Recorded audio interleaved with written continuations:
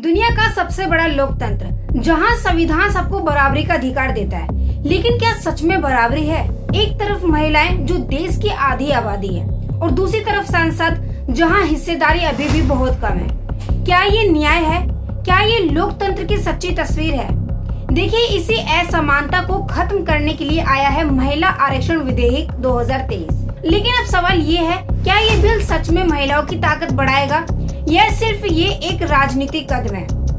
इस पूरे मुद्दे को गहराई से समझना और वीडियो को एंड तक देखना, तभी सारी चीजें आपको क्लियर होंगी। इस बिल का क्या मोटिव है और ये बिल कब आया और कब नहीं आया, लागू हुआ भी है या नहीं। तो देखिए, महिला आरक्षण बिल का सीधा मतलब है लोकसभा और राज्य विधानसभा में 33% सीटें महिलाओं के लिए आरक्षित करना। मतलब अगर लोकसभा में 543 सीटें हैं तो करीब 181 सीटें सिर्फ महिलाओं के लिए होंगी। लेकिन ये सिर्फ संख्याओं का खेल नहीं है, ये है रिप्रेजेंटेशन यानी प्रतिनिधित्व की बात है।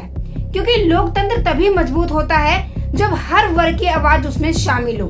आज की हकीकत देखिए, महिला देश चलाने में बराबरी से हिस्सा ले रही हैं, लेकिन फैसले लेने वाली जगहों पे उनकी संख्या बहुत ज्यादा कम है। अब थोड़ा पीछे चलते हैं। इस बिल की शुरुआत कोई नई नहीं है, ये पहली बार इसे 1996 में पेश किया गया था। लेकिन तब से लेके आज तक ये बिल कई बार आया और हर बार अटक गया। क्यों? क्योंकि राजनीति में हर फैसला सीधा नहीं होता। कुछ नेताओं ने कहा महिला को आरक्षण देना जरूरी है, लेकिन कुछ लोगों ने सवाल उठाया ओबीसी और माइनॉरिटी महिलाओं का क्या? तो क्या उन्हें अलग कोटा नहीं मिलना चाहिए? इसी बहस में ये बिल सालों तक फंसा रहा, लेकिन 2023 में आखिरकार इसे पास किया गया और इसे एक हिस्टोरिक मूवमेंट माना गया। सबसे पहले इम्पोर्टेंट सवाल ये है, क्या ये बिल अभी लागू हो गया है? तो इसका जवाब है नहीं, और यहीं से असली कहानी शुरू होती है। इस बिल को लागू करने के लिए 2 बड़े स्टेप जरूरी हैं। नंबर 1 पे है जनगणना, जिसमें पूरे देश की पॉपुलेशन का नया डाटा हो, और दूसरे नंबर पर है सीमांकन, सीटों का नया बंटवारा हो। जब तक ये दोनों प्रोसेस पूरे नहीं होंगे तब तक महिला को 33% आरक्षण नहीं मिलेगा। मतलब ये फैसला अभी ग्राउंड पर नहीं आया है, इसका असर फ्यूचर इलेक्शन में दिखेगा। यानी ये एक लॉन्ग टर्म चेंज है, इंस्टेंट नहीं है। अब बात करते हैं इससे क्या फायदा होगा।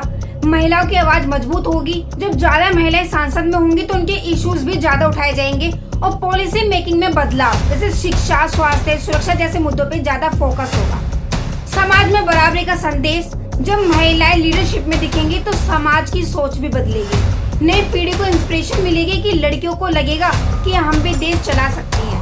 राजनीति में डाइवर्सिटी मिलेगी, अलग अलग सोच आएगी, फैसले ज्यादा बैलेंस होंगे। यानी ये सिर्फ महिलाओं के लिए नहीं, पूरे देश की डेवलपमेंट के लिए है। लेकिन हर कहानी का दूसरा पहलू भी होता है। कुछ लोग इस बिल की आलोचना भी करते हैं। क्या ये सिर्फ एक सिंबॉलिक मूव है या असली पावर अभी भी पुरुषों और नेताओं के पास रहेगी? क्या गरीब और पिछड़ी महिलाओं को इसका फायदा होगा?